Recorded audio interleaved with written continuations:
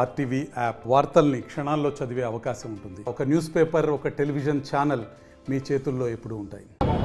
నరేంద్ర మోడీ ప్రభుత్వం చాలా పాశవికంగా శత్రుదేశం పైన దాడి చేసినటువంటి పద్ధతిలో రైతాంగ పోరాటం పైన విచక్షణ రహితంగా కాల్పులు జరపడం, 25 మంది తీవ్రంగా గాయపడడం, అందులో ఒక యువ రైతు శుభకరణ్ సింగ్ అక్కడికక్కడే పోలీసు కాల్పుల్లో మరణించిన దానికి నిరసనగా ఈరోజు దేశవ్యాప్తంగా కార్మిక సంఘాలు, రైతు సంఘాలు, వ్యవసాయ కార్మిక సంఘాల నేతృత్వంలో పెద్ద ఎత్తున దేశమంతా కూడా ఆందోళన కొనసాగుతూ ఉంది.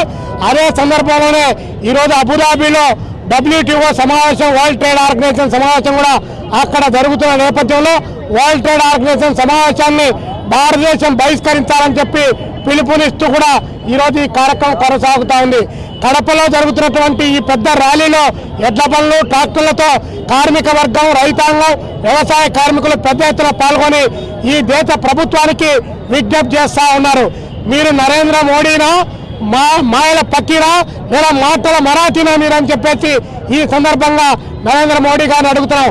2021లో జరిగినటువంటి రైతాంగ ఉద్యమ ఒప్పందాలు ఇప్పటి వరకు అమలు చేయకపోతే వాటి అమలు చేయమని చెప్పి మీరు రాతపూర్వకంగా మాకు హామీ ఇచ్చారని చెప్పి ఆ యొక్క హామీలను అమలు చేయమని డిమాండ్ చేయమని చెప్పి కోరుతూ రైతాంగం ఆందోళన చేస్తూ ఉంటే బ్రిటిష్ ప్రభుత్వంలో జనరల్ డయర్ కాచివేయద్దు, బీజేపీ హటావో, దేశ్ కి బచావో అనేటువంటి పద్ధతిలో ఈ దేశాన్ని కాపాడుకోవాలంటే నరేంద్ర మోడీని గద్దె దించాలని చెప్పి మేము విజ్ఞప్తి చేస్తా ఉన్నాం.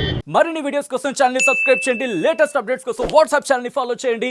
అండ్ లింక్ డిస్క్రిప్షన్ లో ఉంది.